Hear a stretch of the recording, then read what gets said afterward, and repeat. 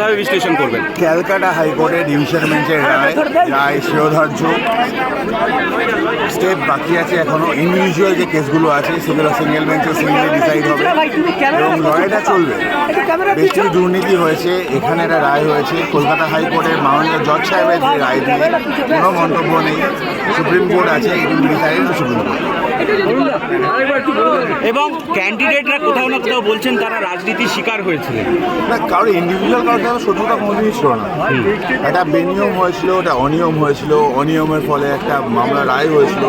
Division bench, supreme court এবং তারপর থেকে আবার ফেরত আসা। আবার বলছি, কলকাতা হাইকোর্টের রায় শিরোধার্য, ডিভিশন বেঞ্চের রায় দিয়েছে সেটা শিরোধার্য এবং এরপরে নেক্সট স্টেপ এখনও বাকি আছে। আর ইন্ডিভিজুয়াল যে কেসগুলো আছে, ইন্ডিভিজুয়াল কেসগুলো সিঙ্গেল বেঞ্চে আবার ডিসাইড করতে বলেছে।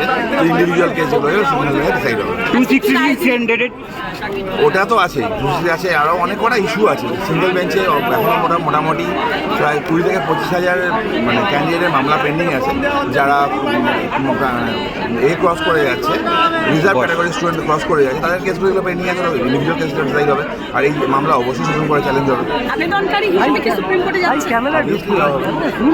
আজকে যেভাবে ডিভিশন বেঞ্চ সিঙ্গেল বেঞ্চের নির্দেশনা খারিজ করলো, তাতে কি মনে হয় যে সিঙ্গেল বেঞ্চ? আমি আবার বলছি, একজন আইনজীবী হিসাবে, কলকাতা হাইকোর্ট একজন প্র্যাকটিসিং লয়ার হিসাবে আমার কনস্টিটিউশনাল ফ্রেমওয়ার্কের ওপর সম্পূর্ণ ভরসা আছে। কলকাতা হাইকোর্ট যে রায় দিয়েছে, কলকাতা হাইকোর্টের রায়ের সম্পর্কে মানে উল্টোপাল্টা বলার কোনো অধিকার আমার নেই। কলকাতা হাইকোর্টের রায় আবার বলছি শিরোধার্য এবং এটার এগেনস্টে চ্যালেঞ্জ হবে। তরুণদা, একবার একটু যদি রাইটা আমাদের দর্শকদের বলুন। পুরো রাইট এখনো কপিটা আমরা পাইনি, যতটুকু কপিটা পাই। কপিটা মোটামুটি এটা সেন্টিমেন্টাল ইস্যু এসছে। 9 বছর যারা চাকরি করে তাদের চাকরি চলে গেলে কী হবে, এটা কনসিডারেশন ছিল। আর রোবিং এনকোয়ারি একটা জায়গা ছিল। অনেক কটা পয়েন্ট আছে এর মধ্যে, সব কটা পয়েন্ট দেখে পুরোটা বলা সম্ভব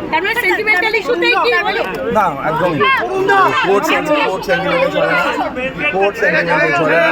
আমি আবার বলছি, পুরোটা দেখে অসংখ্য ধন্যবাদ।